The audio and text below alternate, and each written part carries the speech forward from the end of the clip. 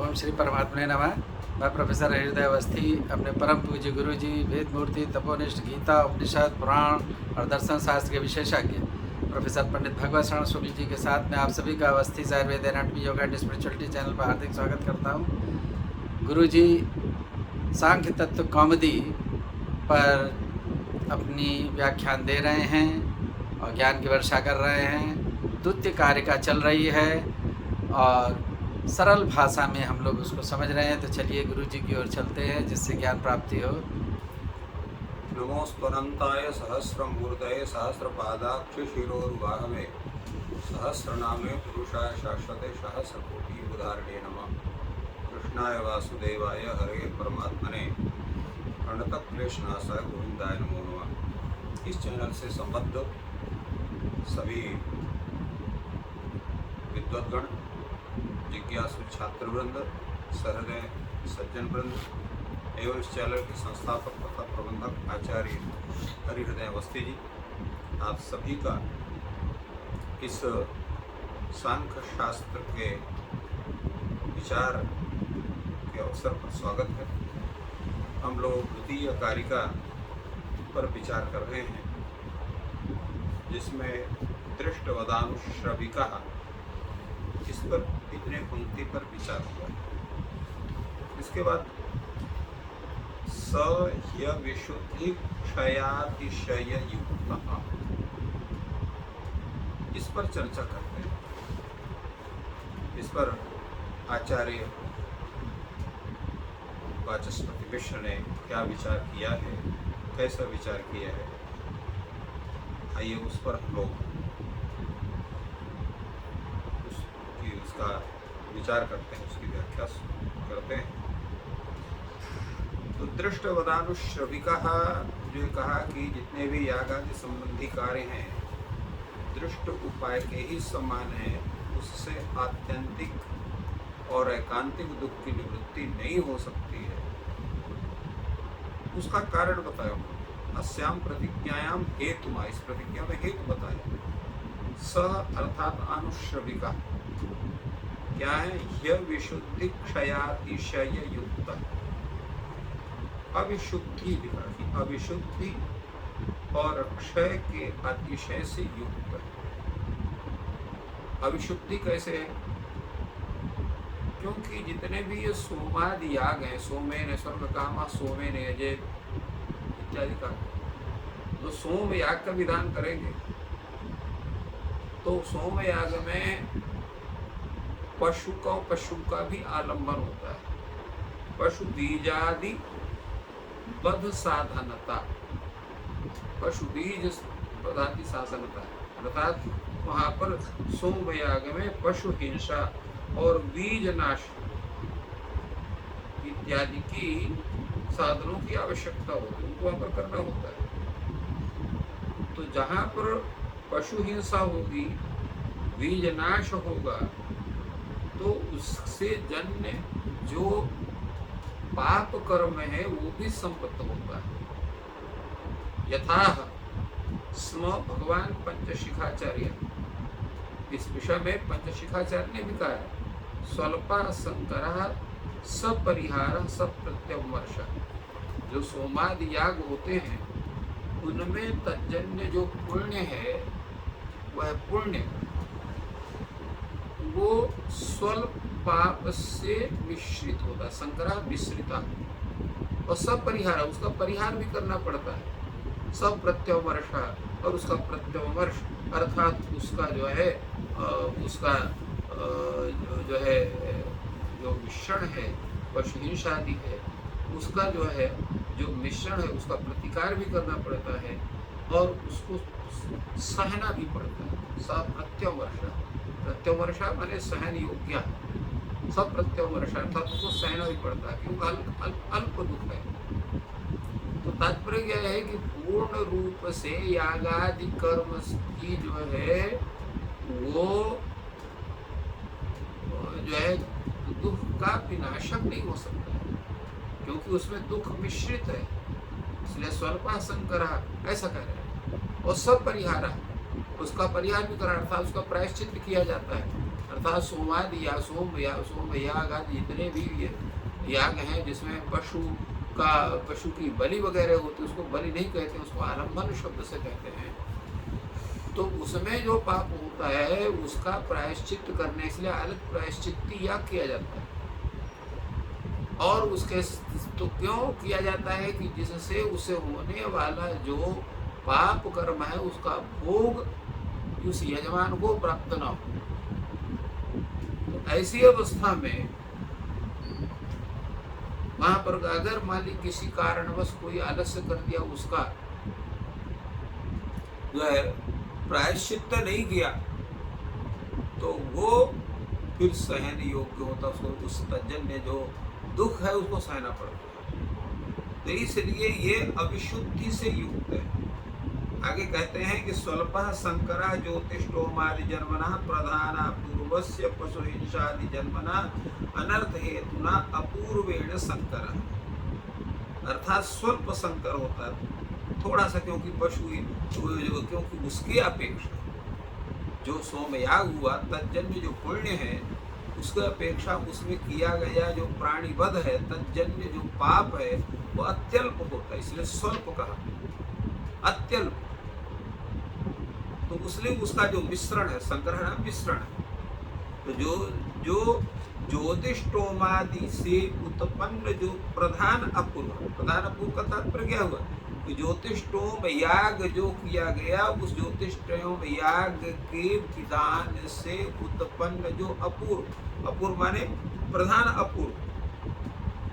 अपूर्व माने उस यज्ञ से उत्पन्न जो अपूर्व है, अपूर्व का तात्पर्य पुण्य होता है।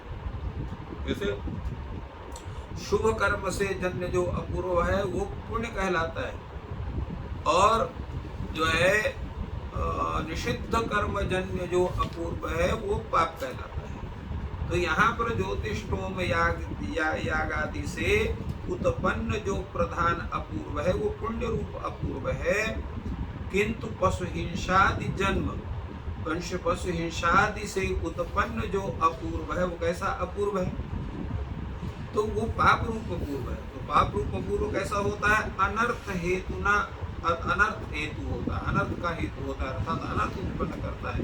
तो अनर्थ हेतुना अपूर्व से संकर, अर्थात ज्योतिष्टोमादि याग से उत्पन्न जो प्रधान पुण्य रूप अपूर्व है उसका पशुहिंसादि से उत्पन्न अनर्थ का जो हेतु जो अपूर्व है उससे उसका मिश्रण है, उससे वो मिश्रित है।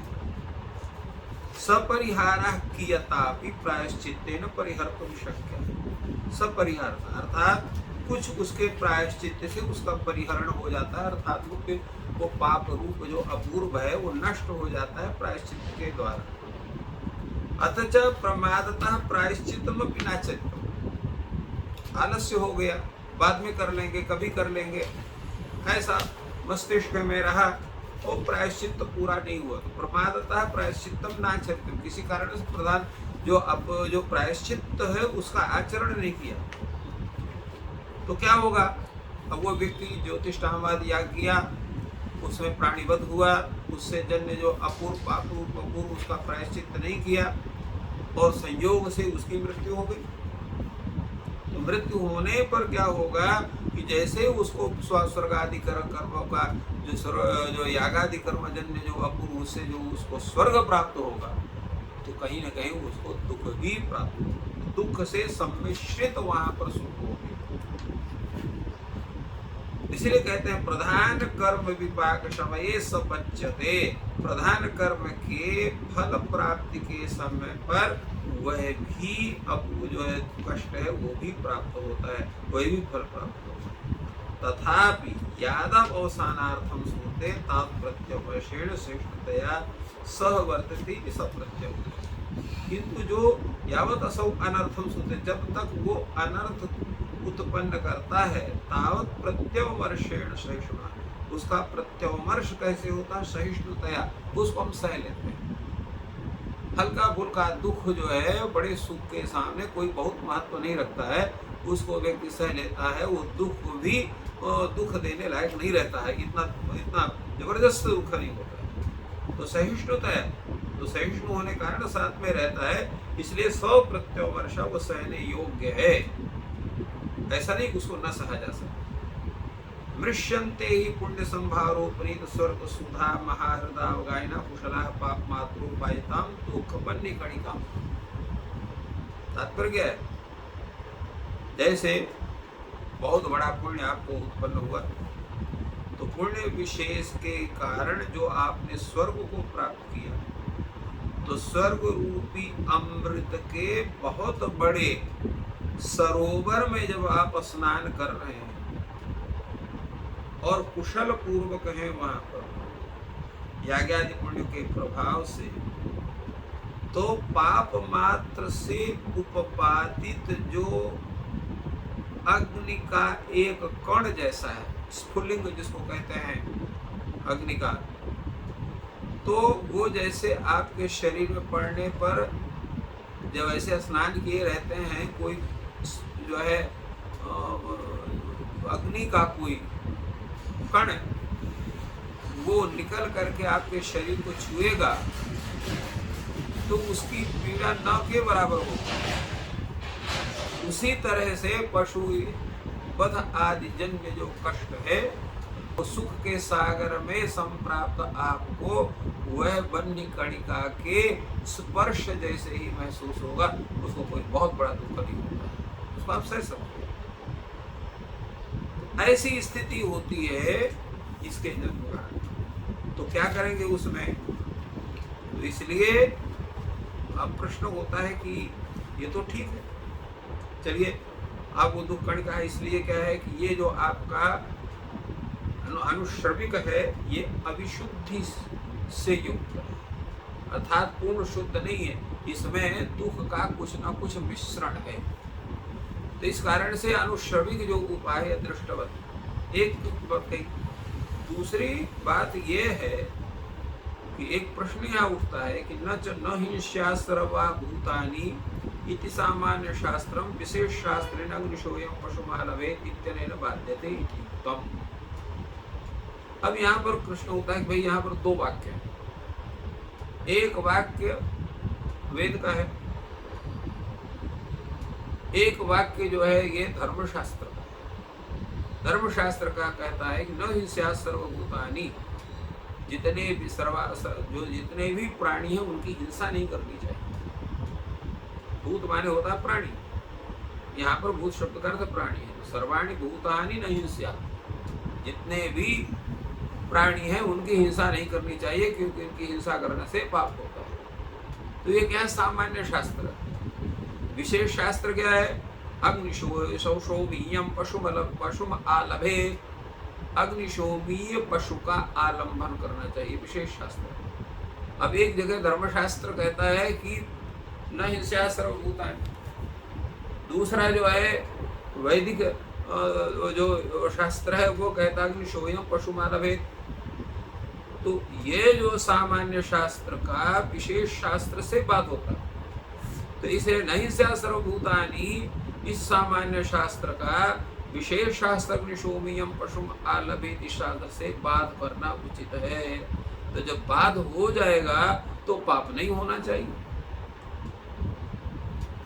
तो उस पर कहते हैं विरोधाभावात, उसका बाध नहीं हो सकता, क्योंकि विरोध है सती बात, इसमें विरोध है ही नहीं है।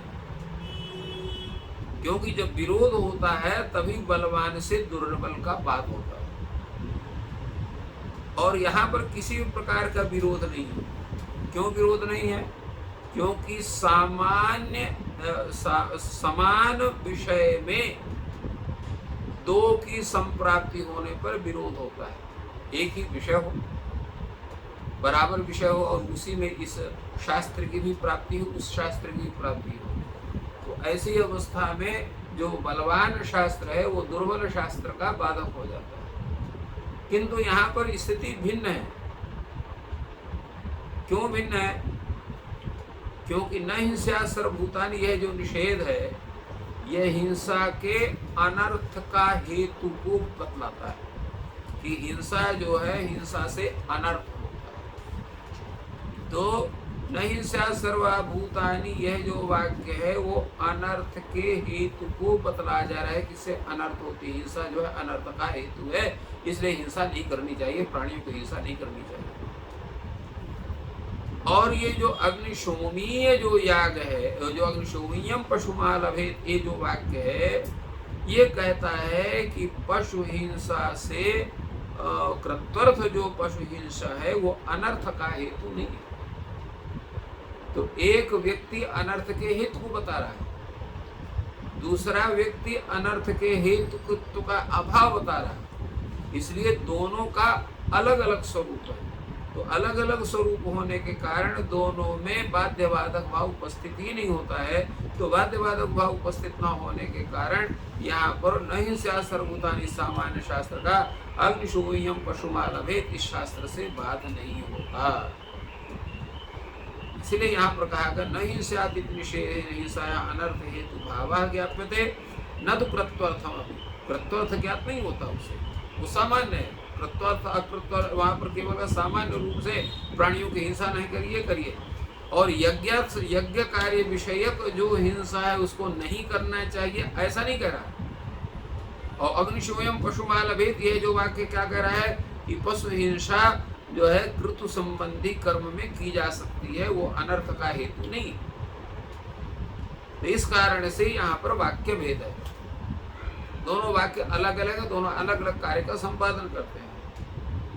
इसलिए अनर्थ हेतुत्व कृतुपकारकत्व इन दोनों में किसी भी प्रकार का विरोध नहीं है। न च अनर्थ हेतुत्व कृतुपकारकत्व कश्चित विरोधा अस्ति, दोनों का स्वरूप अलग अलग। क्योंकि जो हिंसा है पुरुष को दोष को कहेगी, और जो यज्ञ है वो क्या करेगा? पुरुष का उपकार करता है। दोनों के कार्य में अंतर है, तो दोनों को कार्य में अंतर होने के कारण यहाँ किसी भी प्रकार का विरोध नहीं है। इसलिए ये जो है हिंसा से युक्त होने के कारण कुछ ना कुछ उसमें वो कष्ट से सम्मिश्रित अवश्य माना जाएगा, ये निश्चित। तो इस तरह से यहाँ पर यह प्रतिपादन हुआ आज कि यज्ञ जो है यद्यपि स्वर्ग आदि से संबंधित सुख को देने वाला है, किंतु किंचित कष्ट से भी वो युक्त होता है, फलतः वो पूर्ण रूप से विशुद्ध नहीं है। तो पूर्ण रूप से विशुद्ध न होने के कारण उसको हम जो है एकांतिक और आत्यंतिक दुख के निवृत्ति का हेतु नहीं मान सकते। इस तरह से आज का इसका उत्पादन हुआ। सभी को जय श्री गणनाथ। द्वितीय कारिका का व्याख्या चल रही है और उसमें गुरुजी ने दो विरोधी बातों को किस प्रकार उसका सही अर्थ लेना चाहिए उसका विश्लेषण किया, और साथ में जुड़े रहिए। ये कारिका बहुत ही गंभीर है और समझने में भी बहुत ध्यान देना होगा। और आपका दिन शुभ हो, ईश्वर आपकी सहायता करे। धन्यवाद।